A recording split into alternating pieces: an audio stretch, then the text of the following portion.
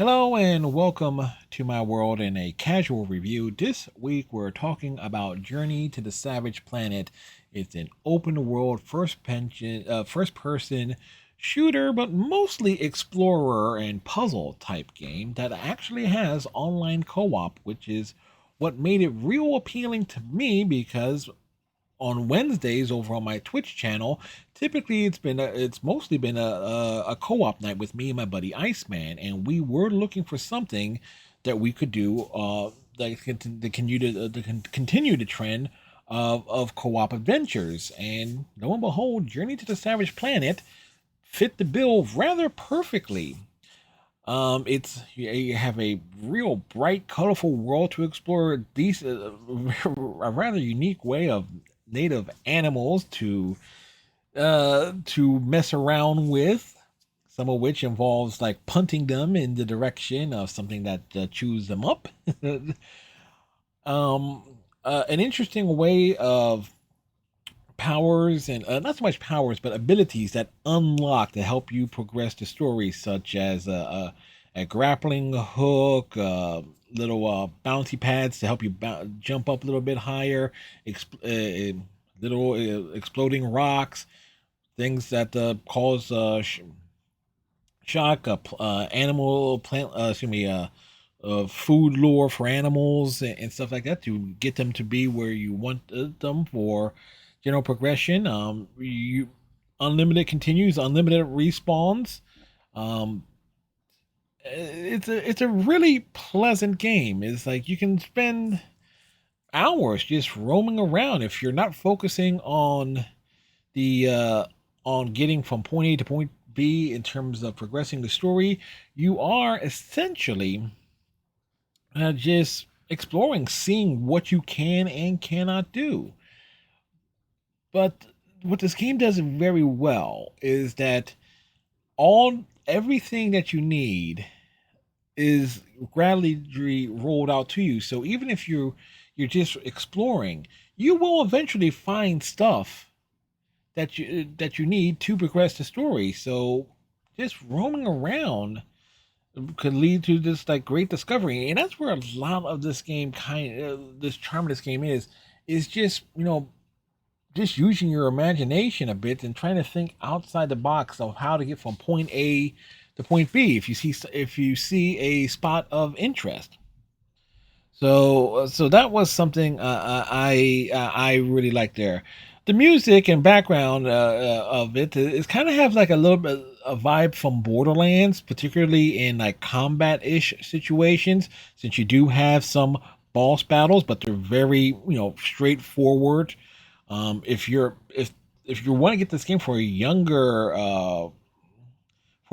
gamer, they would probably have zero trouble dealing with the boss battles because what you need to do ends up being really obvious. You have some limited voice acting, and there's a lot of humor in this game. You have your AI computer companion that that has some like charming, snarky remarks if you die or certain enemies or stuff that you scan. But it certainly stays lively. Not lines do end up repeating at times depending on what happens to you or what you do in the game, but they're always charming and it's delivered in a way to just alleviate the mood and just to make you smile or chuckle just a little bit, no matter how often you've heard the lines. Uh, the controls are pretty solid. At any given time, like if I'm plummeted to my proverbial death, thinking I can make a jump or something of that sort, it often felt that it was my fault, not nothing wrong with the controls. I mean, the controls are more than reasonable for a game like this, and they're very responsive. So that's actually a huge plus there. Uh, let's uh, let's see. If there is one problem I had with this game is that keeping track of where you need to go and what task you need to do can be a bit problematic because the game will typically auto assign you one of your main quests, or as soon as you finish the quest, it'll kick it to something else that's of equal importance. So that can be a little bit frustrating, particularly if you're focusing on one quest but you end up doing something else, and the game recognizes it, so it kicks your quest in a totally different direction.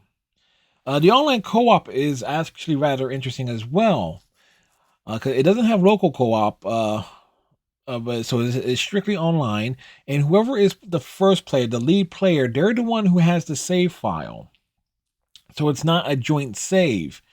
So, but the achievements, whatever one person gets as an achievement, the other one also gets as well, unless it's something really specific.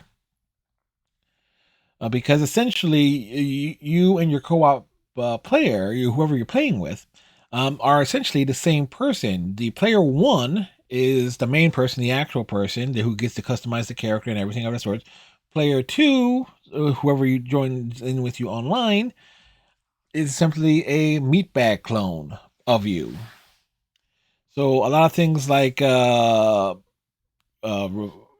are some things that are specific to co-op, such as reviving your fallen companion, but the stuff like finding your loot, scanning your own corpse, things of that sort. It's like one person does it, then the other one is going to get it too, and everything progresses. Like it, and also co-op makes this game a lot more fun, because the idea of like thinking outside the box and having two brains working on it. It certainly adds a very positive dynamic. Because when it's just like, oh, how the hell did you get up there? And then you can try and guide them through, even though the angles may not always be ideal. Depending on if you're looking from one platform down towards another, because sometimes there's a very, very large gap. Let's see. Now, would I play this game again? Actually, at the time I'm recording this, we did the plan is actually to continue playing Journey to the Savage Planet, to do a lot of its extra content, because this game did have DLC, but for the purposes of this review, I was mostly focusing on the main game, the core game itself. The DLC I will consider as doing something we're doing as something extra. And so it's going to be interesting to see what that was like. But yeah, I think that kind of covers everything. So but I'm actually looking more to playing it. Again, it's an open world game. There's stuff to do, many of achievements and stuff, for folks to accomplish over the course of the game. And you apparently get more of a bonus ending if you do everything, like get the fuel and complete all your individual tasks before leaving the planet and you're heading back to Earth.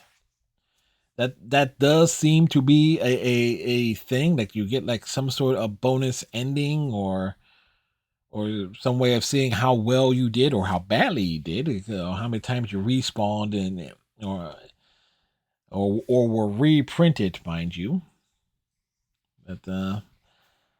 But we didn't really dive into that. We were mostly just playing the main game and doing all the main stuff. So that'll wrap up my thoughts on this particular game. Thank you very much. If you've played Journey to the Savage Planet, leave your thoughts in the comment section below. Like, subscribe if you're so inclined. If you want to kick over a few bucks to help keep the lights on and things of that sort, you can do so via the Stream Elements link in the description below. So with that, tighten your friendship bracelets, stay safe, have a good one, and we'll see y'all in the next video.